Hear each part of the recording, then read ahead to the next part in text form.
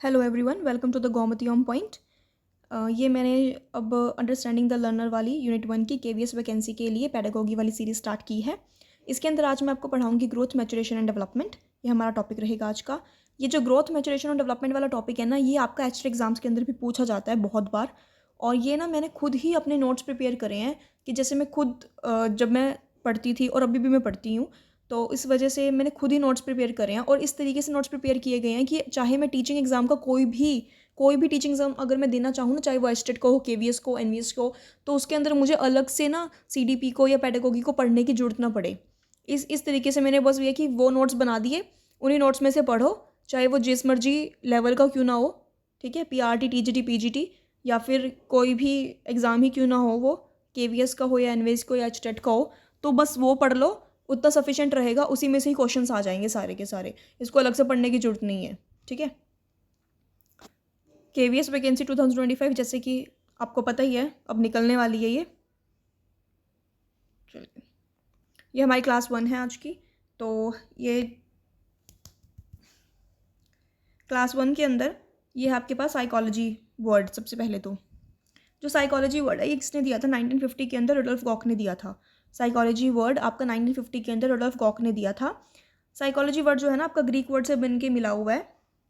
ठीक है, Greek word से आया हुआ है ये इसको अगर मैं दो पार्ट्स में क्लासीफाई करूँ तो एक आएगा साइक, एक आएगा लोगोस। साइक का मतलब होता है सोल यानी कि आत्मा, एंड लोगोस मीन्स स्टडी यानी कि अध्ययन करना उस चीज़ का। तो अगर बोला जाए कि आत्मा का अध्ययन करना, आत्मा का अध्ययन करना, तो वो क्या होता है? साइकोलॉजी। और ये टर्म किसने दी थी आपको? रुडोल्फ गॉक ने दी थी 1950 के अंदर। तो ये आप प्लीज़ दिमाग में रखना। नेक्स्ट आपके पास 16th सेंचुरी के अंदर साइंस ऑफ सोल यानी कि आत्मा का विज्ञान, आत्मा का विज्ञान, ये किसने कही है? आपका अरिस्टोटल ने, यानी कि अरस्तु जिसको आप बोलते हो हिंदी में।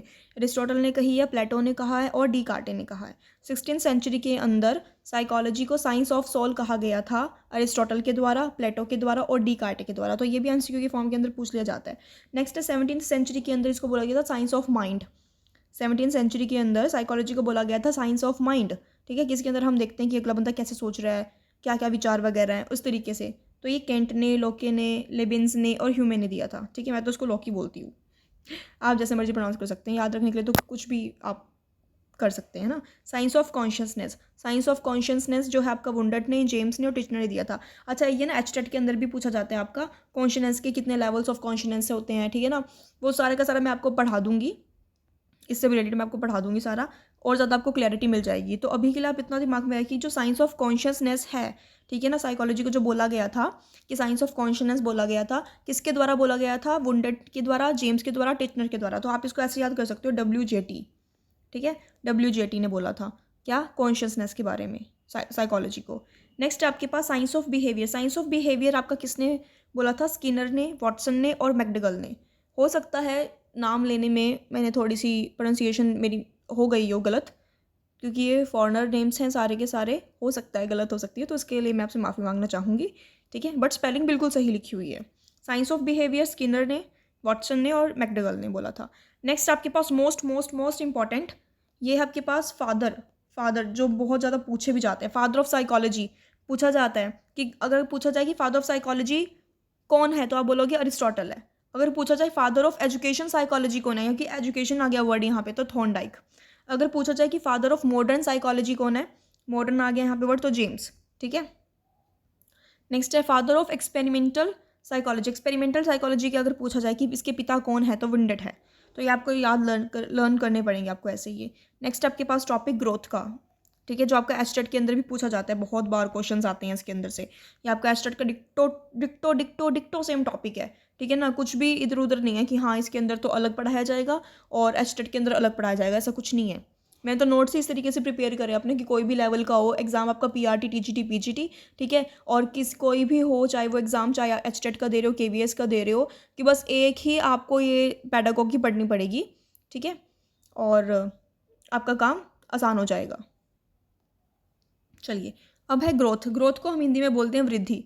मतलब कि आपका फिजिकल स्ट्रक्चर के अंदर आपके चेंजेस आने शुरू हो जाते हैं, यानी कि शारीरिक बदलाव होने शुरू हो जाते हैं। कैसे? जैसे कि वेट बढ़ना। ठीक है ना, वेट बढ़ेगा, और आपकी एज बढ़ेगी, ठीक है ना, हेयर, नेल्स, लेग्स, ठीक है, आपकी हाइट बढ़ेगी।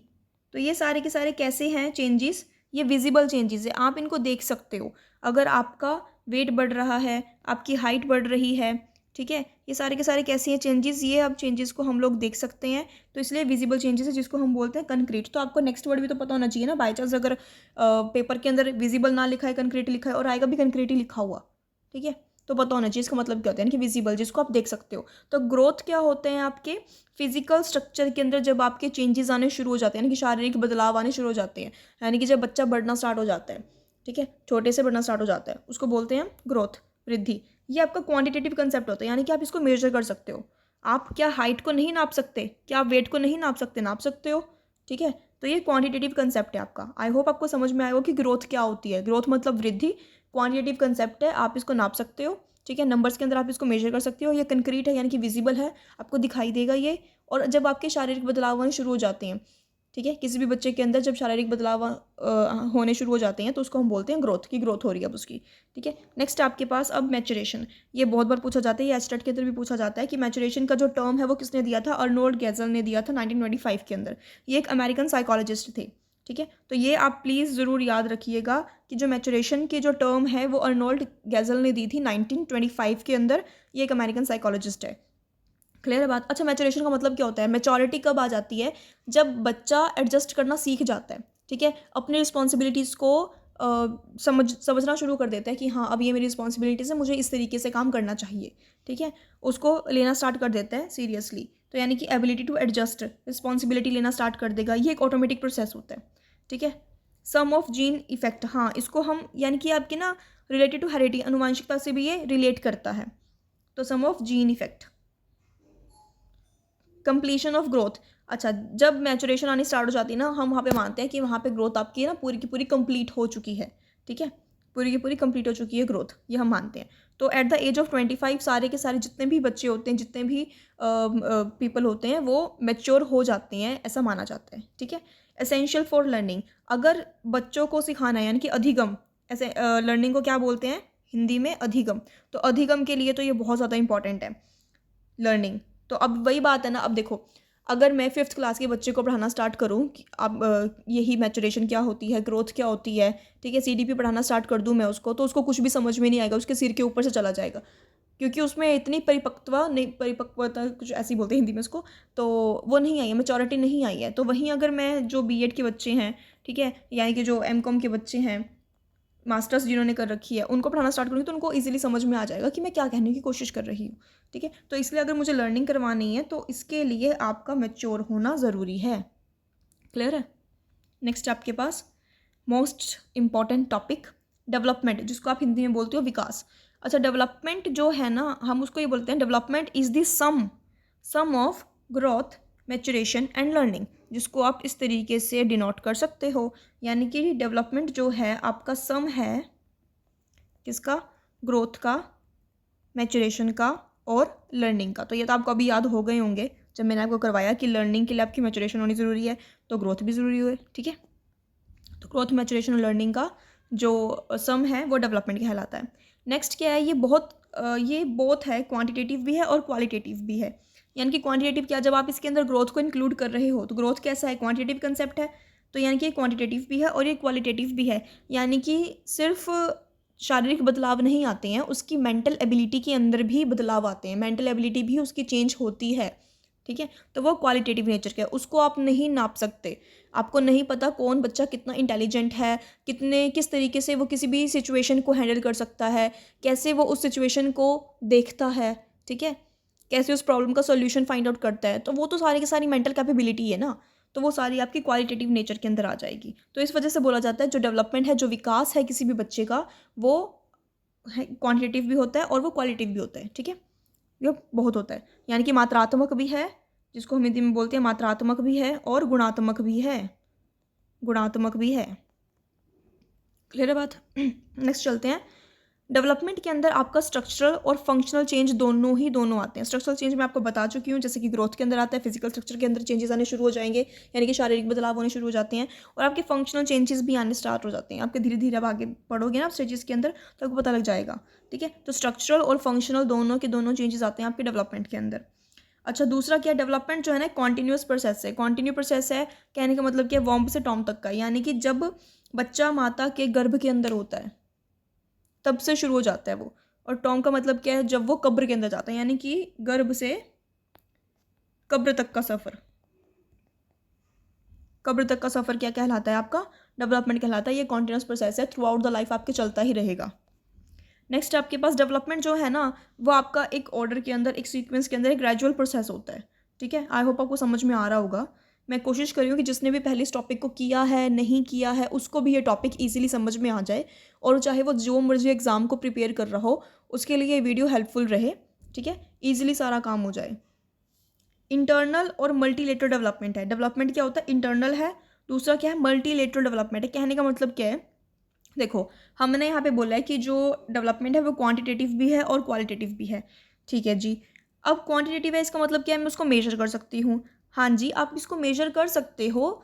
मेजर करना बहुत डिफ़िकल्ट है, लेकिन आप उसको एक्यूरेटली नहीं बता सकते कि डेवलपमेंट कितनी हुई है। आप सिर्फ एस्टीमेट लगा सकते हो। मैंने यहाँ पे लिखा हुआ है कि मेजरमेंट जो है ना बहुत डिफ़िकल्ट है, आप सिर्फ उसका एस्टीमेट ही लगा सकते हो कि इतना हुआ है डेवलपमेंट। क्लियर है बात, तो आप ये दिमाग में रखना। चलिए, stages of development, again most important topic, जो एचटेट के अंदर तो बहुत ज़्यादा पूछा जाता है। ठीक है, आपके केवीएस के लिए भी बहुत ज़्यादा इंपॉर्टेंट है। स्टेजेस ऑफ डेवलपमेंट हम बात करते हैं। सबसे पहले प्रीनेटल, यानी कि जन्म के पूर्व का समय। प्रीनेटल यानी कि जन्म के पूर्व का समय, जब प्रेगनेंसी के दिन होते हैं उस टाइम पे, यानी कि जब माता के गर्भ में बच्चा पूर्ण रूप से आता है। ठीक है, स्टार्टिंग से जब बच्चा बनना स्टार्ट होता है माता के गर्भ के अंदर। क्लियर है बात, तो प्री नेटल स्टेज जन्म के पूर्व का समय। अच्छा, नियोनेटल स्टेज कौन सी होती है, यानी कि 9 महीने का लगा लीजिए आप, ये 9 मंथ्स का। ठीक है, नेक्स्ट आपके पास नियोनेटल यानी कि नवजात। नियोनेटल का मतलब क्या होता है, नवजात, यानी कि जब बर्थ हुआ है उस बच्चे का, उस बर्थ से 28 दिनों तक, उस बर्थ से 28 दिनों तक। ठीक है, उसको बोलते हैं, उस स्टेज को बोला जाता है नियोनेटल स्टेज। इसके अंदर बच्चा स्माइल करना सीखता है, रिकॉग्नाइज करता है फेसेस को, कि क्योंकि बार बार ऐसे बोलते हैं ना, वो बच्चा बार बार गोदी में लेते हैं, तो वो फेस को रिकॉग्नाइज करना उस टाइम पे ना स्टार्ट करता है। उसके अंदर रैपिड ग्रोथ होती है और डेवलपमेंट होती है उस टाइम पे। क्लियर है बात, तो प्रीनेटल आपका डेज ऑफ प्रेगनेंसी वाला आ जाएगा। न्यूनेटल बर्थ जब हुआ है, जन्म जब हुआ है उस बच्चे का, उससे 28 दिनों तक का जितना भी सफ़र है उसको हम नियोनेटल स्टेज बोलेंगे, जिसके अंदर बच्चा स्माइल करना सीखता है, रिकॉग्नाइज करना सीखता है, उसके अंदर रैपिड ग्रोथ और डेवलपमेंट होना स्टार्ट हो जाते हैं उस टाइम पे। नेक्स्ट आपके पास इन्फेंसी। इन्फेंसी की स्टेज, जिसको आप हिंदी में बोलते हो शेषावस्था, जो आपके 28 दिनों से 2 साल तक रहती है, इस स्टेज को बोला जाता है इन्फेंसी स्टेज, यानी कि शेषावस्था। इसके अंदर जितना भी बच्चा कुछ भी अगर काम वगैरह करता है वो सेंस बेस्ड होता है। ठीक है, इसके अंदर भी स्पीड से ग्रोथ होती है, लेकिन किसमें, साइज़ के अंदर होगी, उसकी हाइट में होगी, उसके जो दूध के दांत हैं वो आने स्टार्ट हो जाएंगे। ठीक है, वो खड़ा होने की कोशिश करेगा। ठीक है, थोड़ा थोड़ा चलने की भी कोशिश करेगा। तो इन्फेंसी से, यानी कि 28 दिन से लेके 2 साल तक का बच्चा, ठीक है, 2 साल तक का बच्चा इन्फेंसी के अंदर आता है, यानी कि शेषावस्था के अंदर आता है, जिसके अंदर वो सेंस बेस्ड काम करता है। स्पीड में ग्रोथ होती है उसकी, दूध के दांत आने स्टार्ट होने शुरू हो जाते हैं, साइज़ बढ़ता है उसका, हाइट बढ़ती है उसकी। ठीक है, खड़ा होना स्टार्ट हो जाता है वो, और थोड़ा थोड़ा चलना भी स्टार्ट करता है। क्लियर है बात। उसके बाद आपके पास 4th स्टेज है, जिसको हम बोलते हैं अर्ली चाइल्डहुड, जिसको आप बोलते हो बचपन। ठीक है जी, ये आपका 2 से 6 साल तक का रहता है अर्ली चाइल्डहुड। तो इस कई बार ना ये पूछ लिया जाता है, एमसीक्यू में बताती हूँ आपको कैसे पूछे जाते हैं, एचटेट के अंदर भी और केवीएस के अंदर भी। एचटेट का लेवल फिर भी थोड़ा इजी है केवीएस के कंपैरिजन में। अब देखिए, इसमें पूछ लिया जाएगा कि टॉय स्टेज किसे कहा जाता है। ठीक है ना, लेटर चाइल्डहुड को या फिर अर्ली चाइल्डहुड को, इस तरीके से पूछा जाएगा। या फिर आपको वो पूरे की पूरे ना सेंटेंसेस दे देंगे, उसमें से आपको चूज़ करना पड़ेगा which one is the correct sentence about the early childhood stage. ठीक है, इस तरीके से जब मैं आपको क्वेश्चन करवाऊंगी ना, आपको और ज़्यादा समझ में आना स्टार्ट हो जाएगा कि कैसे क्वेश्चंस पूछे जाते हैं। फिलहाल यहाँ पे आप सिर्फ इतना दिमाग में रखिए कि मैंने टू द पॉइंट ही बनाई हैं सब चीज़ें, इसको दिमाग में रखना बस। इन नोट्स को आपके सारे एमसीक्यू निकल जाएंगे। ठीक है, नेक्स्ट है अर्ली चाइल्डहुड स्टेज, यानी कि 2 से 6 साल तक की रहती है ये। इसको हम टॉय स्टेज बोलते हैं, यानी कि बच्चे ना यहाँ पे खिलौनों से खेलना स्टार्ट करते हैं। और इसको हम प्री स्कूल स्टेज भी बोलते हैं, यानी कि बच्चे जो जैसे किंडरगार्टन वगैरह होता है ना, वहाँ पे हम इसको डाल देते हैं बच्चों को। उसके बाद है क्वेश्चन स्टेज, बच्चे बहुत ज़्यादा क्वेश्चंस पूछते हैं इसके अंदर, ठीक है ना, बहुत ज़्यादा क्वेश्चंस पूछते हैं। मुझे आज भी याद है कि मेरा जो ब्रदर है, जब वो छोटा था तो वैसे बोलता था, दीदी ये चंदा मामा ऊपर ही क्यों रहते हैं, नीचे क्यों नहीं आते धरती पे, ठीक है, आप ये सिर्फ मंडे ट्यूसडे वेडनेसडे ऐसे ही क्यों होते हैं, आप क्यों बोलते हो ऐसे ऐसे करके, ऐसे ऐसे बोलता था वो, ठीक है। टॉय स्टेज, तो ये toy stage, pre school stage और क्वेश्चन से बहुत ज़्यादा क्वेश्चंस पूछते हैं इसके अंदर। सेल्फ सेंटर्ड होते हैं बच्चे बहुत ज़्यादा, यानी कि सेल्फ सेंटर्ड, यानी कि अपने बारे में ज़्यादा सोचते हैं बच्चे, ठीक है, सेल्फ सेंटर्ड होते हैं बच्चे यहाँ पे, ये जरूर दिमाग में रखना। दूसरा क्या है, लैंग्वेज डेवलपमेंट, यहाँ पे ना वो बोलना सीखते हैं यहाँ पे वो, ठीक है। और इसको बोलते हैं प्री गैंग एज बोलते हैं इसको हम। बच्चों के यहाँ पे ग्रुप्स बनना स्टार्ट हो जाते हैं तो उसको प्री गैंग एज बोलते हैं। तो early childhood, toy stage, pre school stage, question stage, बहुत ज़्यादा क्वेश्चंस पूछते हैं, सेल्फ सेंटर्ड होते हैं, ठीक है, अपने टॉयज़ बहुत ज़्यादा दूसरों के साथ शेयर नहीं करते, ठीक है ना, मना कर देते हैं, नहीं मेरा टॉय नहीं लेना, ऐसे ऐसे करके बात करते हैं। अगर आपके घर में बच्चे होंगे तो आपको पता होगा। लैंग्वेज डेवलपमेंट, दूसरा क्या, प्री गैंग एज है ये। नेक्स्ट आपके पास लेटर चाइल्डहुड 6 to 11 ईयर्स की एज को बोला जाता है। तो यानी कि 6 से 11 साल तक की एज वाले बच्चों कौन सी उसमें आते हैं, लेटर चाइल्डहुड स्टेज के अंदर आते हैं। इसको ट्रबलसम एज भी बोला गया है, तो ये आप तो प्लीज़ जरूर दिमाग में रखना है कि इसको ट्रबलसम एज किसको बोला गया, अर्ली को या फिर लेटर को। तो लेटर चाइल्डहुड को ट्रबलसम एज बोला गया है। नेक्स्ट क्या है, गैंग एज है। इसके अंदर बच्चे जो है ना अपने अपने ग्रुप्स बना के घूमते फिरते हैं, तो गैंग एज है ये। दूसरा क्या है, लेटेंसी एज, ये फ्रूड ने बोला था, ठीक है, लेटेंसी एज जो है फ्रूड ने बोला था। उसके बाद क्या, ये स्कूल स्टेज भी है, इसके अंदर बच्चे स्कूल आना स्टार्ट कर देते हैं, ठीक है, 1st, 2nd, 3rd, 4th class के अंदर आना स्टार्ट हो जाता है। इसमें एलिमेंट्री स्टेज भी बोलते हैं इसको हम, एलिमेंट्री स्टेज है ये, स्कूल स्टेज है ये, ठीक है, स्कूल जाना स्टार्ट कर देते हैं। ये गैंग एज है, ये ट्रबलसम एज है ये।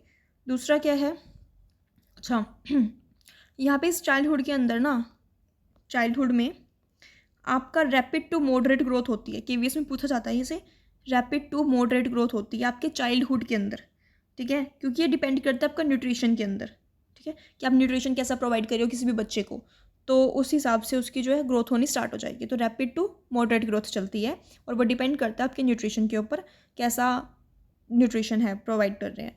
दूसरा क्या है, यहाँ पे जो आपके परमानेंट मोलर टीथ होते हैं, ठीक है ना, उसको इरप्शन यहाँ पे आना स्टार्ट हो जाते हैं मोलर टीथ ना, ठीक है। आई होप आपको क्लियर होगा, साइंस में पढ़ाया जाता है क्लास 7th में। नेक्स्ट आपकी most important stage, adolescence stage. इसके बारे में एस्टेट में तो बहुत ज़्यादा पूछा जाता है, ठीक है। अच्छा, एडोलसेंस के जो अगर फादर बोला जाए ना, एडोलसेंस के फादर, इसको बोलते हैं एडोलसेंस को किशोरावस्था, क्या बोलते हैं, किशोरावस्था हिंदी के अंदर।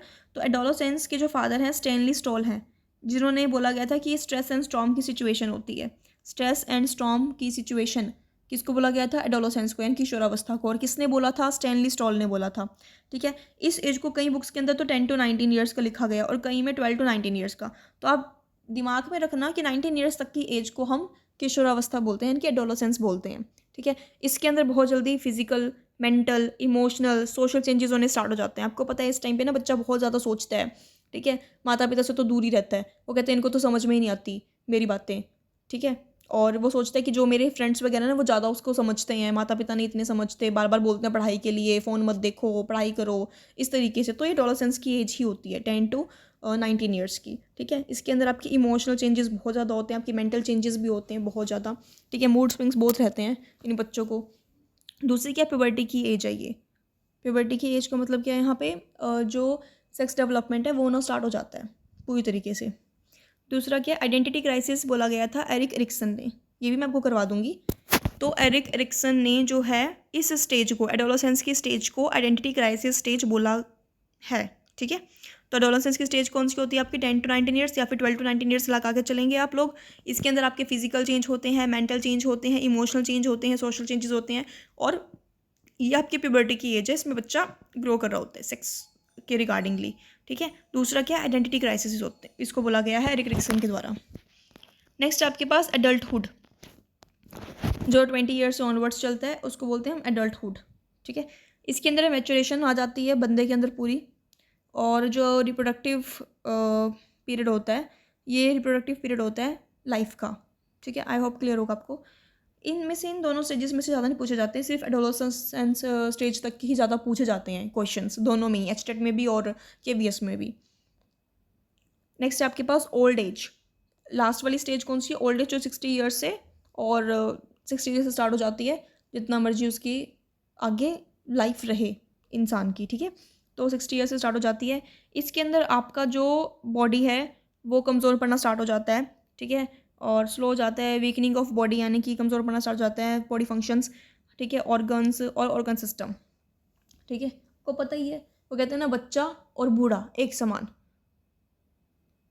बूढ़े भी जो होते हैं ना वो बच्चों की जैसी हरकतें करना स्टार्ट हो जाते हैं, चिड़चिड़ापन आ जाता है, ठीक है, और समझते नहीं है इतनी जल्दी एकदम से बात को, वो चीज़। तो ओल्ड एज क्या है, इसके अंदर ना आपके जो बॉडी फंक्शन होते हैं बहुत ज़्यादा कमज़ोर होने स्टार्ट हो जाते हैं, ठीक है, इस वजह से। तो 60 ईयर से ऊपर वाली जितनी भी एज है वो आपकी ओल्ड एज के अंदर आ जाती है। नेक्स्ट आपके पास, ये हमारा लास्ट टॉपिक है इसमें। नेक्स्ट वीडियो के अंदर मैं आपको बाकी का टॉपिक कवर करवा दूंगी, प्रिंसिपल्स ऑफ डेवलपमेंट, और एक टॉपिक और साथ में, ठीक है। नेक्स्ट है डेवलपमेंटल डोमेन्स, ठीक है, यानी कि किन किन डोमेन्स के अंदर आपका विकास होता है, अब हम वो पढ़ेंगे। एक तो होता है आपका कॉग्निटिव, ठीक है, दूसरा है social, emotional, moral, language and physical. तो 6 डोमेन्स में। चलिए देखिए, कॉग्निटिव यानी कि माइंड से रिलेटेड जितने भी होंगे, तो माइंड से रिलेटेड जितने भी आपके डेवलपमेंट होने वाले हैं वो आपके किस में आ जाएंगे? कॉग्निटिव के अंदर आ जाएंगे। क्लियर है बात? आपकी मेंटल एबिलिटी के अंदर चेंजेस आने वाले हैं, आपकी रीजनिंग के अंदर चेंजेस आने वाले हैं, आपकी थिंकिंग पावर के अंदर चेंजेस होंगे, आपकी इंटेलिजेंस के अंदर चेंज आएंगे, तो वो आपके माइंड से रिलेटेड हो जाएंगे सारे के सारे। तो माइंड से रिलेटेड जितने भी चेंजेस हो जाएंगे वो आपके कॉग्निटिव के अंदर आ जाएंगे। इसको हम बोलते हैं कॉग्निटिव डेवलपमेंटल डोमेन, ठीक है, कॉग्निटिव डोमेन के अंदर। नेक्स्ट आपके पास सोशल डोमेन। सोशल डोमेन के अंदर, इसके अंदर ना सोसाइटी के रूल्स वगैरह, नॉर्म्स वगैरह बच्चा समझना स्टार्ट कर देता है, थोड़ा बहुत फॉलो भी करता है, ठीक है ना, उस चीज़ को। तो ये आ जाएंगे आपके सोशल के अंदर। तो सोसाइटी के रूल्स, नॉर्म्स वगैरह सोशल डेवलपमेंट के अंदर आ जाते हैं। नेक्स्ट आपके पास इमोशनल डेवलपमेंटल डोमेन। अच्छा, इसके अंदर ना बच्चा अपने खुद के इमोशंस को कंट्रोल करना स्टार्ट करता है, ठीक है ना, कोशिश करता है खुद के इमोशंस को कंट्रोल करने की। तो याद है आपके इमोशनल डोमेन के अंदर। तो वंस कंट्रोल ऑन इमोशंस और नॉट, ठीक है, वो कर सकता है नहीं कर सकता है, वो इस चीज़ के अंदर, इस डोमेन के अंदर देखा जाता है। जितनी भी आपने एजेस पढ़ी है ना अब तक की, जितनी भी आपने स्टेज पढ़ी है, चाहे वो एडोलेसेंस की स्टेज हो, लेटर चाइल्डहुड की हो, अर्ली चाइल्डहुड की हो, ठीक है ना, और तो वो आप इनसे रिलेट करके देखिए ना खुद ही। तो इमोशनल जो आपका डोमेन है उसके अंदर क्या, बच्चा खुद के इमोशंस के बारे में उसको कंट्रोल करने की कोशिश करेगा। कईयों से हो जाते हैं बच्चों से, कईयों से नहीं होते, एकदम से गुस्सा आ जाता है कई बच्चों को, कई बच्चे एकदम से कंट्रोल कर लेते हैं गुस्से को, ठीक है। तो ये वही वाला डोमेन है आपका। सोशल के अंदर आपके सोसाइटी के रूल्स वगैरह आ जाएंगे, आपके नॉर्म्स आ जाएंगे उसमें। कॉग्निटिव के अंदर आपके माइंड से रिलेटेड जितने भी डेवलपमेंट होने वाले हैं, अब चेंजेस होने वाले हैं, वो सारे आपके कॉग्निटिव के अंदर आ जाएंगे। नेक्स्ट आपके पास मोरल। मोरल का मतलब क्या होता है? मोरल वैल्यूज़ के बारे में यहाँ पे बच्चा जानना स्टार्ट करता है कि क्या सही है और क्या गलत है, ठीक है ना। यहाँ पे मोरल वैल्यूज़ का मतलब क्या होता है? What is right and what is wrong. तो वो आपको किस वाले डोमेन के अंदर आता है? तो वो मोरल डोमेन के अंदर आता है। तो ये भी डेवलपमेंटल डोमेन का एक और डोमेन है जिसको आप बोलते हो मोरल डोमेन। नेक्स्ट आपके पास लैंग्वेज। लैंग्वेज डेवलपमेंटल डोमेन, जिसके अंदर कम्युनिकेशन, यानी कि जब आप कम्युनिकेशन कर रहे हो किसी से, ठीक है ना, आप अपने थॉट्स को शेयर कर सकते हो कि नहीं कर सकते, आगे वाले सामने वाले पर्सन को आप अपनी बात को समझा सकते हो या नहीं समझा सकते हो, ठीक है ना, कि आप अंदर से कैसा महसूस कर रहे हो, ठीक है। और कुछ भी आपको अपने आइडियाज़ को शेयर करना है तो वो किस में आ जाएगा? आपको कम्युनिकेशन के अंदर आएगा। कम्युनिकेशन किस में आ जाती है? आपकी लैंग्वेज के अंदर आ जाती है। तो लैंग्वेज के अंदर आप शेयर थॉट्स कर सकते हो कि नहीं कर सकते हो, दूसरों को अपनी बातों को समझा सकते हो कि नहीं समझा सकते हो, तो वो किस में आ जाएगा? आपका लैंग्वेज डोमेन के अंदर आ जाएगा। नेक्स्ट है आपका physical domain. Physical domain I think मुझे करवाने की शायद ज़रूरत नहीं है, आपको पता ही है कि आप इसको मेजर कर सकते हो। इसके अंदर आपकी ग्रोथ होनी स्टार्ट हो जाती है, जो मैंने आपको बताया था, ग्रोथ यानी कि वृद्धि, ठीक है। तो इसके अंदर आपका वेट बढ़ता है, आपकी हाइट बढ़ती है, आपके नेल्स बढ़ते हैं, आपकी लेग्स का साइज़ बढ़ता है, ठीक है। और तो ये आपको किस में आ जाता है? आपके फिजिकल डोमेन के अंदर। तो फिजिकल डोमेन मीन्स ग्रोथ, तो ये भी आपका एक डेवलपमेंट डोमेन का पार्ट होता है। अगर आपको मेरी वीडियो ये अच्छी लगी हो तो प्लीज़ आप इसको सब्सक्राइब कीजिए और शेयर कीजिए सभी नीडी स्टूडेंट्स के साथ में। और मैंने जनरल हिंदी जो है उसकी सीरीज़ भी स्टार्ट की हुई है। बहुत सारे टॉपिक्स उसमें कवर हो चुके हैं, सिर्फ थोड़े से टॉपिक रहते हैं अब लिंग वचन वगैरह के, ठीक है। और साथ में अब मैं उसकी MCQ की सीरीज़ भी लेके आने वाली हूँ, PYQ की। तो आप अगर आपने नहीं देखी है तो प्लीज़ आप उसको भी देखिए जा कर के, ताकि आपका एग्ज़ाम जो है बहुत अच्छे तरीके से पास हो जाए। Thank you and have a nice day.